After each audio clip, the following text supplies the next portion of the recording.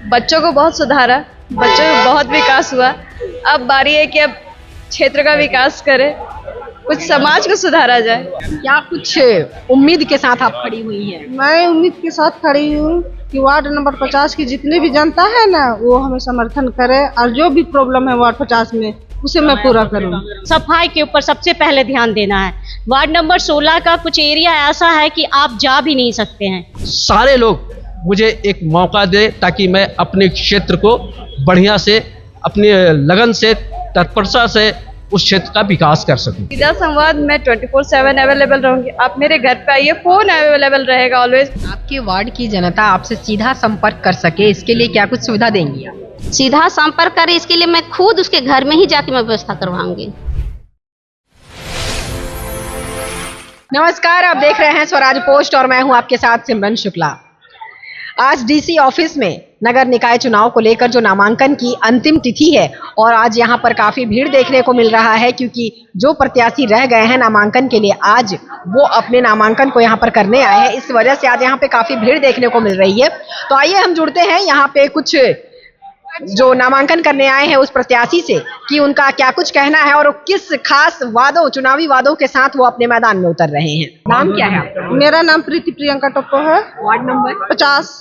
पहली बार खड़ी हुई है? यस। क्या कुछ उम्मीद के साथ आप खड़ी हुई हैं? मैं उम्मीद के साथ खड़ी हूँ कि वार्ड नंबर 50 की जितनी भी जनता है ना, वो हमें समर्थन करे और जो भी प्रॉब्लम है वार्ड 50 में उसे मैं पूरा करूँ। मैम, सीधा सवाल, वहाँ की जनता आपको सपोर्ट आखिर क्यों करे? किन वादों के साथ आप क्या कुछ करने वाली है जो आपको पब्लिक अट्रैक्ट हो और आपको वोट करे? अभी तक तो ऐसा कुछ नहीं किए हैं, लेकिन फिर भी पब्लिक से भरोसा है। पब्लिक में क्या कुछ प्रायोरिटी होगी आप? हाँ, पब्लिक ही चुना है हम। प्रायोरिटी क्या है आपकी? प्रायोरिटी मेरा क्या है, मतलब किन कामों पे आप फोकस करेंगी? सबसे पहले तो रोड। हाँ जी। उसके बाद बिजली, उसके बाद नाला, पानी और महिलाओं की समस्या। अगर आपने आज नामांकन किया है तो जाहिर सी बात है कि आपने अपने इलाके का बिल्कुल दौरा जरूर किया होगा। तो आपके नजरिए से वहाँ पर सबसे जो मूलभूत समस्याएं हैं वो क्या है? रोड और बिजली और पानी। आप खुद एक महिला हैं, तो महिलाओं की सुरक्षा के लिए, उनको रोजगार देने के लिए क्या कुछ करेंगे? उसके लिए तो खैर हमको जो लाभ मिलेगा सरकार से वो मैं महिलाओं के पास पहुँचाऊँ। नंबर कितना? 38 है। 38। आप पहली बार खड़ी हो रही हैं? हाँ, पहली बार। क्या कुछ उम्मीदों के साथ आप अपनी जनता की सेवा के लिए उतरी हैं? उम्मीद बहुत सारा है। सबसे पहले तो प्रोफेसर से टीचर हूँ, बच्चों को बहुत सुधारा, बच्चों में बहुत विकास हुआ।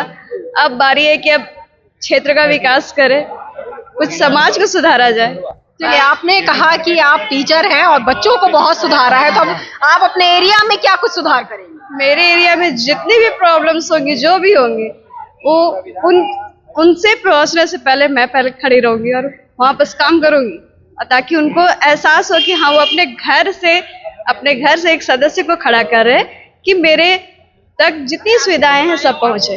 जनता आपसे सीधा संवाद कर सके, इसके लिए क्या सुविधाएं देंगी आप अपने? सीधा संवाद मैं 24/7 अवेलेबल रहूंगी। आप मेरे घर पे आइए, फोन अवेलेबल रहेगा ऑलवेज। अब मैं उनके क्षेत्र में भी अवेलेबल रहूंगी हमेशा। प्रायोरिटी क्या होगी? प्रायोरिटी यही रहेगी कि जितने भी महिलाओं का सम्मान होना चाहिए, जितनी भी सड़कें खराब हैं, जो नगर निगम के जो भी हैं वो होने चाहिए, बुजुर्गों की जो सेवाएं होनी चाहिए, वो सारी कुछ। आपको क्या लगता है कि आपके क्षेत्र में ऐसी कौन सी समस्याएं हैं जिस पर सबसे पहला प्रायोरिटी, सबसे पहले फोकस आप करेंगी? पहला प्रायोरिटी है कि सबसे पहले तो जो बच्चों को लेके है, जो बच्चों के बहुत जगह एजुकेशन सिस्टम में बहुत जगह नहीं मिल पाती है, तो पहले तो उनकी प्रायोरिटी होगी। फिर महिलाओं को जहाँ तक हो सके कि उनको समाज में सही जगह, सम्मान मिल सके। चलिए, आप अपने क्षेत्र की जनता से क्या उम्मीद करते हैं और आपको ऐसा लगता है कि इस बार पूरा वोट आपको मिलेगा वहाँ के? उम्मीद पे दुनिया कायम है, तो उम्मीद और झूठा वादा नहीं करना है बस। ऐसा नहीं कि 5 साल का वादा किए उसके बाद गायब। चलिए, इस सवाल को मैं थोड़ा सा बदल देती हूँ, तो ये बताइए कि आपके क्षेत्र से आपकी जनता का आशीर्वाद कितना मिल रहा है? आशीर्वाद तो बहुत है। सबसे पहला तो मेरे बच्चों ने मुझे बहुत सपोर्ट किया है। जैसे कि टीचर हूँ तो बच्चे बोलते हैं मैम आप आगे बढ़िए, हम लोग हैं, तो उनका एक मोटिवेशन है। कुछ आसपास के लोगों का देख के है, कुछ अपने घर का है, थोड़ा फैमिली बैकग्राउंड जो है जो, तो वो है इसलिए। आपको आपके क्षेत्र की जनता का सहयोग है, अपने फैमिली का सहयोग है, और आपने जैसा बताया, हमेशा मैम देखा जाता है कि जब चुनाव होने वाले होते हैं तो चाहे वो नेता मंत्री हो, पार्षद हो, एनीबॉडी, वो अपने क्षेत्र में काफी एक्टिव नजर आते हैं, लेकिन उसके बाद उन्हें तलाशना पड़ता है तो भी नहीं मिलता। नहीं नहीं, ऐसा मेरे साथ नहीं है।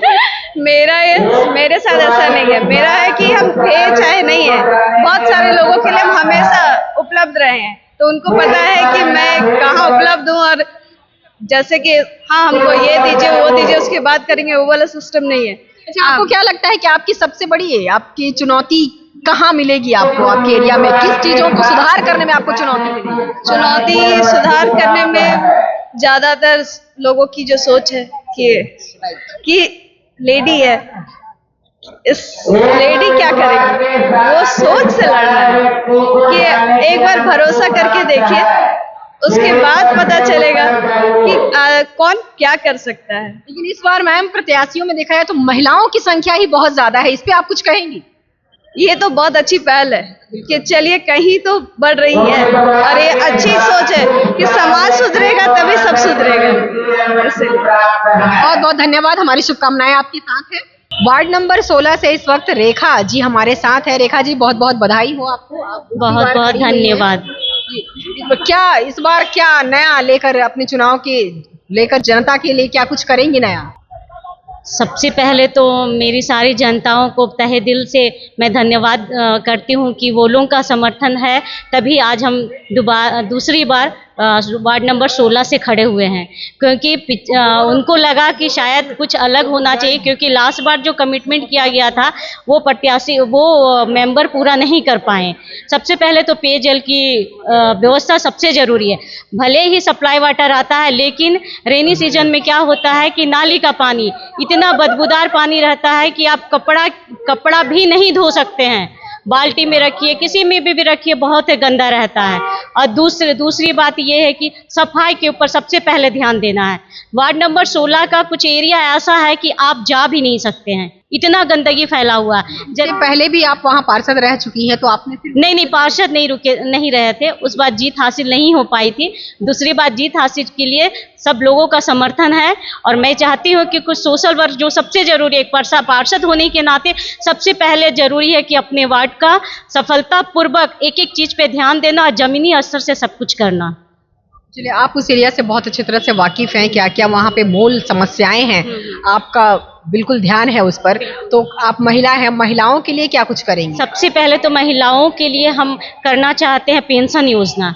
बहुत कुछ ऐसा हो गया है कि अभी बहुत सारी महिलाओं को पेंशन नहीं मिल रहा है, कुछ कारण बस उनका रुक रहा है। वृद्धा पेंशन, क्योंकि बुजुर्ग लोग हैं कि क्या वो जा नहीं पाते हैं, किसी के बच्चे बाहर हैं, नौकरी में है, वो जा नहीं पाते। तो मेरा सबसे बड़ा उद्देश्य है कि बुजुर्ग महिलाओं को और पुरुष को, जो भी अंकल आंटी है, उनको वृद्धा पेंशन सबसे पहले दिलवाना। और एक समस्या है प्रेम पुल का, जो आज से पिछले वर्ष भी प्रेम पुल को लेके ये किया गया था कि वो पुल का बनना बहुत जरूरी है, लेकिन वो बिल्कुल ही नहीं हुआ। एज इट इज जैसा का तैसा पड़ा हुआ है। और नाली की व्यवस्था सबसे जरूरी है, क्योंकि पूरा पानी रोड पे आ जाता है, तो वो सबसे ज़रूरी है कि ये करना। जिनका राशन कार्ड नहीं है उनको राशन कार्ड बनाना। और रही बात जैसे कुछ गरीब बच्चियों हैं, उनका भी छात्रवृत्ति के बारे में बहुत दिक्कत हो रहा है। सावित्रीबाई फुले हो गया, या फिर स्कॉलरशिप नहीं मिल रहा, उसके पहले सबसे ज़्यादा फोकस है, क्योंकि जिनके पास पैसे हैं वो तो सब कुछ कर ले रहे, जिनके पास नहीं है वो क्या कर पाएंगे। इसीलिए ये सर्वधर्म को लेके मैं वहाँ से खड़ा हो रही हूँ। मुझे किसी प्रकार का कोई दिक्कत नहीं, मैं सबको लेके चलना चाहती हूँ और अपनी एक अलग पहचान देना चाहती हूँ अपने वार्ड नंबर 16 को।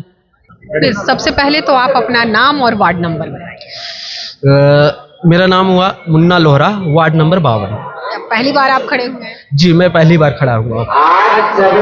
किस उम्मीद के साथ आप खड़े हुए हैं और जनता से आपकी क्या अपेक्षा है? मैं लोगों का लोकप्रियता और उनका रुझान की वजह से मैं अपना सहमति बनाया प्रत्याशी के रूप में, क्योंकि मैं एक रंगमंच कलाकार हूँ और ये क्षेत्र और मेरे कला के क्षेत्र दोनों में बहुत दूरियां हैं, लेकिन भी मैं उनको देखते हुए भी मैं इस क्षेत्र में प्रत्याशी के रूप में पार्षद पद के लिए खड़ा हुआ हूं। और मैं लोगों से अपील करूंगा, एक अवसर मुझे दिया जाए जनता से, मेरे वार्ड के जितने भी समुदाय के, चाहे टोला हो, मोहल्ला हो, बस्ती हो, सारे लोग मुझे एक मौका दे ताकि मैं अपने क्षेत्र को बढ़िया से, अपनी लगन से, तत्परता से उस क्षेत्र का विकास कर सकूं। आपने बताया कि आप एक कलाकार हैं, तो आप अपने कलाकारी को, और ये जब आप अगर मान लीजिए जीत जाते हैं तो जनता की जिस तरह से आप पे जिम्मेदारियां होंगी, दोनों में सामंजस्य कैसे बिठाएंगे? दोनों में सामंजस्य रहेगा, क्योंकि मैं एक कलाकार हूँ, मुझे पता है कि मुझे कैसे क्या करना है। अपना जो है वो एक अलग खेमे में रहेगा, लेकिन जो विकास की बात है, हमारे क्षेत्र की विकास की बात है, जनता के बीच की बात है, तो सारा चीज़ को देखते हुए मैं अपने क्षेत्र को, लेकिन उससे मैं हटूंगा नहीं, बल्कि लोगों को अपने कला से भी जोड़ूंगा और अपने साथ भी रखूंगा। क्या प्रायोरिटी है आपकी? मेरी प्रायोरिटी है कि सबसे पहले वहाँ के हमारे वार्ड नंबर 52 में जो नीडी बच्चे हैं, जिनके मम्मी पापा रेजा कुली काम करते हैं, उन्हें एजुकेशनल इक्विपमेंट्स दे नहीं पाते हैं समय पे, तो ऐसे बच्चों को प्रमोट करना। और हमारे टोले मोहल्ला में कई ऐसे बच्चे जो एकदम टैलेंट है, प्रतिभा है, लेकिन उनको एक अच्छे प्लेटफॉर्म देने के लिए किसी का मतलब इस तरह की कोई बीड़ा नहीं उठाया, लेकिन मैं उनको एक प्लेटफॉर्म देना चाहूँगा, चाहे वो खेल के क्षेत्र में हो, पढ़ाई के क्षेत्र में हो, या फिर कला के क्षेत्र में हो। आपके क्षेत्र में जो पहले पार्षद रह चुके हैं, उन्होंने ऐसा क्या काम नहीं किया है जो आप इस बार अंजाम देंगे? हमारे पूर्व पार्षद भी बहुत अच्छा काम किए। आज मैं एक आदिवासी सीट के लिए मैं खड़ा हुआ हूँ। जब मेरे कोटा में अपना एक सीट था, इसलिए मैं अपने आप को समर्पित किया कि मुझे शायद एक मौका दिया जाए लोगों के लोकप्रियता से। तो आज मुझे उनकी रुझान से मैं खड़ा हूँ। आपने बताया कि आप आदिवासियों के हित के लिए काम करेंगे, तो आदिवासियों की सबसे बड़ी मूल समस्या जो है जल जंगल जमीन की ही रही है, तो उन्हें बचाने में आप अपने क्षेत्र के लोगों की किस तरह से सहायता करेंगे? क्या कुछ नहीं, हमारे क्षेत्र में हर समुदाय के लोग हैं, सिर्फ आदिवासी ही नहीं है। मैं एक एसटी प्रत्याशी हूँ, क्योंकि हर घर में अलग अलग समस्या है, टोले में अलग समस्या है, मोहल्ले में अलग समस्या है। हर समुदाय से मेरा एक अच्छा रिश्तेदारी है, और लोगों ने मुझे इस तरह से देखते हैं कि दादा आप एक अच्छे व्यक्ति हैं, आप कोशिश कीजिए प्रत्याशी के लिए। आदिवासी को लेकर, जैसा कि हमारे मुख्यमंत्री हैं खुद आदिवासी समुदाय से आते हैं, तो जिस तरह से वो पूरे झारखंड को लेकर चल रहे हैं, मैं आपसे एक सवाल करना चाहूंगी कि अगर कुछ ऐसी समस्या होती है जहां पर आपको पार्टी को चुनना पड़े या फिर जनता के साथ खड़ा होना पड़े, तो आपकी प्रायोरिटी क्या होगी? नहीं, सबसे पहले तो मेरे साथ जनता है, ये मेरा पहला प्रायोरिटी रहेगा। जनता है तब मैं हूँ, बाद में पार्टी आती है। लेकिन मैं अभी इस तरह से कोई पार्टी में नहीं हूँ, एक स्वतंत्र लोकतंत्र है, इसलिए मैं एक प्रत्याशी के रूप में खड़ा हूँ। सबसे पहले तो आप अपना नाम और वार्ड नंबर बताएं। मेरा नाम रोजलिन टोप्पो है, मैं वार्ड नंबर 10 से हूँ। आप पहली बार? जी, मैं पहले बार आई हूँ चुनाव के मैदान में। और मुझे पूरी जनताओं से उम्मीद है कि मैं ही विजय बनूंगी। चलिए, आपने अपने आप को विजयी बनाने का तो सपना देखा है, लेकिन पहले ये बात बताइए कि आपके वार्ड में ऐसी कौन सी कमियां हैं जो पहले वाले पार्षद थे वो नहीं कर पाए और अभी आपको करना है? मेरे वार्ड में बहुत सी खामियां हैं। मेरे वार्ड में पहले तो नाली नहीं है और कचड़े का भाव बहुत ज़्यादा है। पहले तो वो चीज़ को मैं दूर करूंगी, व्यवस्था करूंगी कि कचड़े ना हैं, रोड बने कि ताकि नाली भी बने और पानी अच्छा से बहाव पे रहे। जनताओं के लिए तो पहला काम मैं यही करूंगी। और आप खुद भी एक महिला हैं, तो महिलाओं के लिए आप क्या कुछ करेंगी? खासकर मेरी महिलाओं के लिए यही उम्मीद है कि घर घर पानी का ही ये व्यवस्था करें, ताकि महिलाओं को बाहर जाना ना पड़े। महिलाओं को रोजगार मिले, इसके लिए क्या कीजिएगा? महिलाओं के लिए रोजगार के लिए मैं जो भी सरकारी बुनियादी है उस चीज़ को मैं उपलब्ध कराऊंगी, ताकि वो अच्छे से अपने मोहल्ले में ये काम करे और छवि को आगे बढ़ाए। आप किस वादों के साथ चुनावी मैदान में इस बार उतरी हैं? बस मैं इसी उम्मीद को लेके आई हूँ कि सबसे पहले हमारा वार्ड स्वच्छ रहे, क्योंकि ज्यादातर ऐसा होता है कि जब चुनाव होता है तो पार्षद हो तो वो अपने मोहल्ले में तो हमेशा आते हैं, लेकिन उसके बाद उन्हें देखा तक नहीं जाता, तो उसके लिए आप क्या करें? नहीं, मैं घर घर जाऊंगी, जो भी समस्याएं हैं उसको मैं दूर करूंगी, और जहां मेरे पास आने की क्षमता नहीं रहेंगे उसके घर में मैं खुद जाके अपना ये योगदान दूंगी। आपके वार्ड की जनता आपसे सीधा संपर्क कर सके, इसके लिए क्या कुछ सुविधा देंगी आप? सीधा संपर्क करे इसके लिए मैं खुद उसके घर में ही जाके मैं व्यवस्था करवाऊंगी।